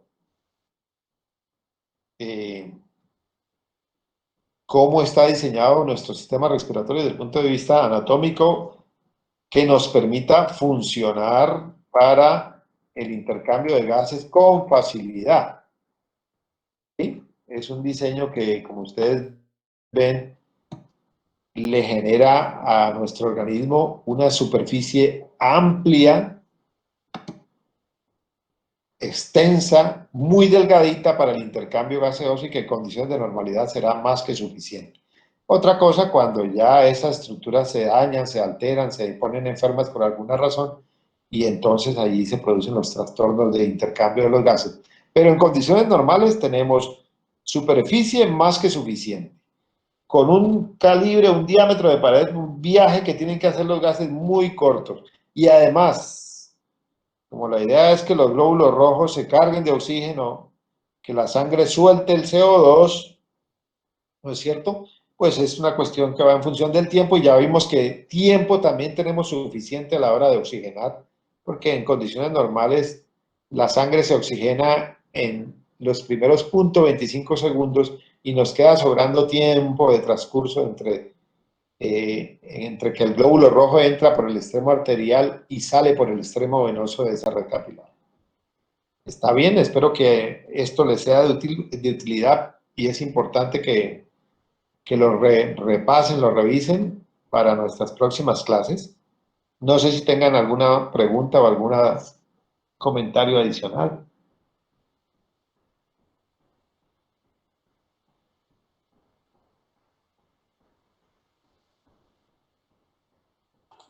Profe, una última pregunta. En la diapositiva 36 más o menos, lo que veíamos ahí era como esa barrera alveolar. 36. No, esto, No, la 33. Perdón. 33. Sí, en la 33 lo que estamos viendo es, este es el alvéolo, esta superficie. Aquí lo que estamos viendo es este pedacito nada más. Es decir, el viaje que hace el glóbulo rojo para el oxígeno para pasar desde el alvéolo hasta la sangre que iría por acá. ¿Sí? Es como un corte de este pedacito nada más. ¿Sí? Es decir, aquí está la luz alveolar y aquí está la sangre. Y aquí está nuestra célula epitelial tipo 1, el huevo frito, pues, la citoplasma. La membrana basal, que es necesaria para que ésta se pueda fijar. Lo mismo que esta, que es la que forma el capilar. ¿De acuerdo? Solamente es este el viaje que estamos esquematizando. Este pedacito de acá. ¿Ok? Listo. Muchísimas gracias. Ok. Muy bien. Entonces, pues, espero que, como les digo, sea de utilidad, porque para próxima clase, oye, para las próximas clases, entonces vamos a hacer uso de todo lo que aprendimos hoy aquí. En la siguiente clase vamos a hablar de la mecánica de la respiración, cómo ocurre el fenómeno de ventilación, es decir, todos los fenómenos que tienen que ver con la parte física de cómo hacemos para que el aire entre a los alvéolos y salga de los alvéolos, qué fenómenos ocurren que permiten o facilitan que esto suceda. Después hablaremos de la circulación pulmonar y cómo se comporta dentro de los pulmones, para después finalmente establecer la relación entre los dos fenómenos, ventilación y circulación o perfusión de los pulmones, que serán fundamentales para que pueda haber intercambio gaseoso. ¿Está bien? Entonces, nos vemos en la próxima, que sería el miércoles a las 2, ¿no es cierto? Sí, señor. Sí, profe. Listo. Bueno, Hasta Muchas luego. gracias. Que esté bien. que Gracias. estén muy bien.